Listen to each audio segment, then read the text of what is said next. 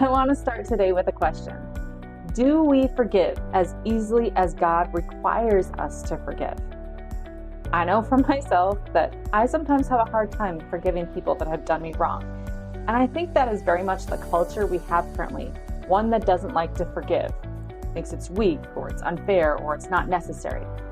Take, for example, Taylor Swift's song, "This Is Why We Can't Have Nice Things."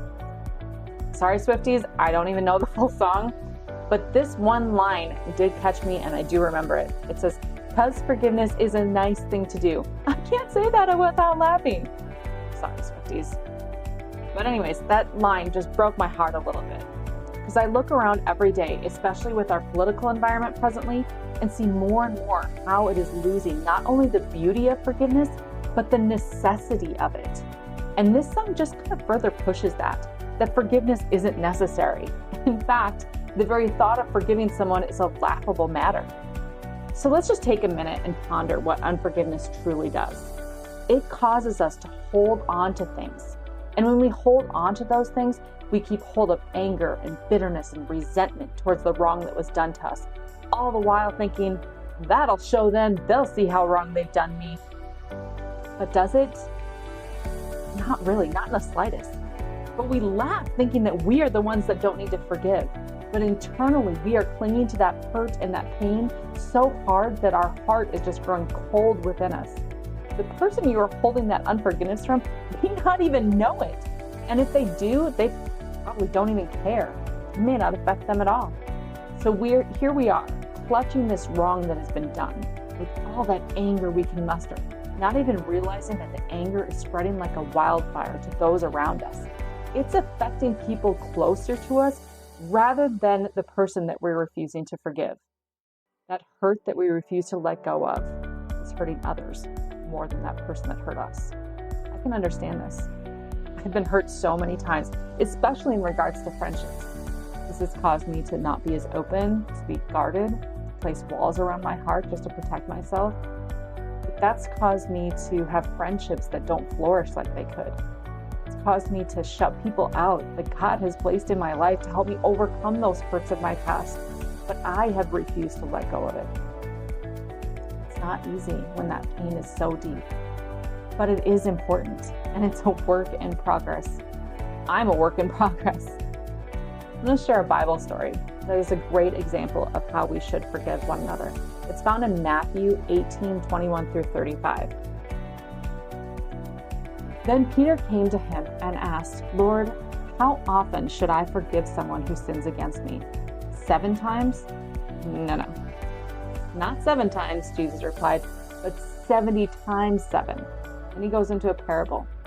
"Therefore, the kingdom of heaven can be compared to a king who decided to bring his accounts up to date with servants who had borrowed money from him.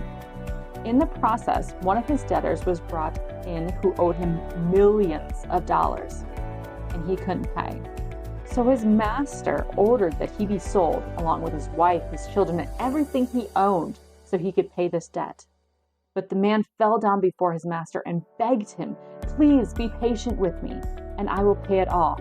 Then his master was filled with pity for him, and he released him and forgave him of all his debt.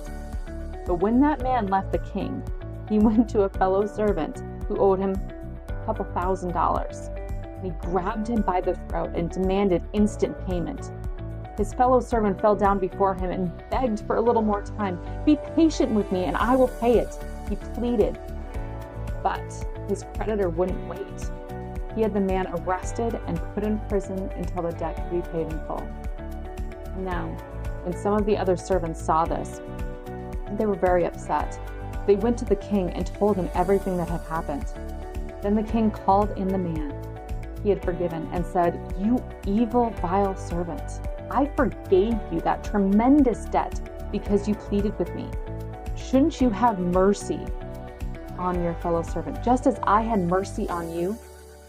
Then the angry king sent the man to prison to be tortured until he had paid his debt in full. That's what my heavenly Father will do to you if you refuse to forgive your brothers or sisters from your heart." Now, I've said this before, and I'll say it again. You'll never have to forgive anyone more than Christ forgave you. How beautiful and wonderful and amazing is that? If you want another incredible example of forgiveness, you can just look at Jesus. He was sitting there hanging from a cross and asked God to forgive those that put him there. It's amazing. I once heard this really cool analogy of unforgiveness. Unforgiveness is like starting yourself on fire and hoping the other person will burn. It won't work out real well. So let's change our perspective that is rapidly entrapping our world to saying yes. Forgiveness is a nice thing to do because forgiveness frees us more than anyone else. Ephesians says, let all bitterness, wrath, anger, clamor, and evil speaking be put away from you with all malice, and be kind to one another, tender-hearted, forgiving one another, just as Christ forgave you. We have been forgiven much, so let us forgive much. Put on tender mercies, like it says in Colossians, kindness, humility, meekness, long-suffering, bearing with one another, and forgiving one another. If anyone has a complaint against another, even as Christ forgave you, so you also must do. Now, forgiveness does not mean that you have to be best friends again. Forgiveness doesn't even mean that you have to hang out with that person or talk to them. Forgiveness does mean that you let it go.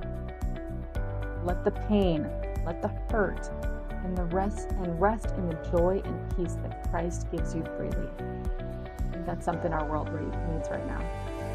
A little bit more forgiveness, a little bit more love. Until next time, grab your Godfidence and have a great day.